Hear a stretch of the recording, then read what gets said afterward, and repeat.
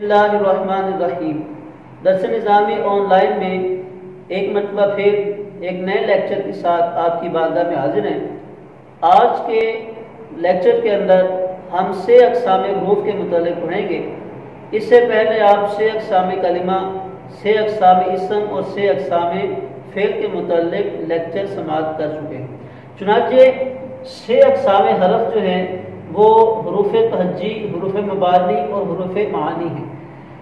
حروف تہجی، ان کی تعریف کیا ہے کہ جب حروف کو ان کے نام سے پکارا جاتا ہے تو ان کو حروف تہجی کہتے ہیں، جیسے البا، الجیم، التا، الثا، جتنے بھی الف سے لے کر یا تک جتنے حروف ہم پڑھتے ہیں اکیلے اکیلے، وہ سب جو ہیں وہ حروف تہجی یا حروف ہجا کہلاتے ہیں۔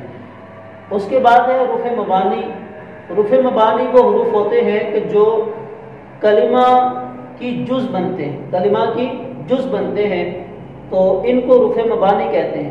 جیسے ضرب زید کے اندر با جو ہے، ضرب زید میں جو با ہے، یہ با کلمہ کی جز بن رہی ہے اور اسے حروف مبانی میں سے یہ با جو ہے یہ حروف مبانی میں سے ہے، یعنی یہ حرف مبانی ہے۔ اور اس کے بعد حروف معانی ہے۔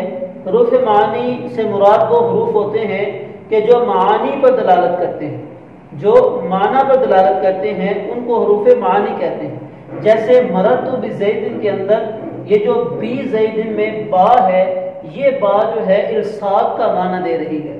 مررت بزید کا معنی ہے میں زید کے پاس سے گزرا۔ اب مررت جو ہے یہ فعل ہے اور زید جو ہے اسم ہے۔ زید کا معنی زید ہے، مررت کا معنی میں گزرا۔ اب یہ جو پاس سے گزرا کے الفاظ ہیں ترجمے میں، یہ الفاظ با کی وجہ سے آ رہے ہیں، ٹھیک ہے، میں زید کے پاس سے گزرا۔ تو یہ جو پاس کے الفاظ ہیں، زید کے پاس، قریب، یہ جو قریب ہونے کے، پاس ہونے کا جو معنی ہے، یہ با جو ہے یہ قریب اور پاس ہونے کا معنی دے رہی ہے، تو لہذا یہ با حروف معانی میں سے ہے۔ انشاءاللہ تعالی اگلے لیکچر کے ساتھ پھر حاضر ہوں گے۔ اجازت دیں، السلام علیکم ورحمۃ اللہ وبرکاتہ۔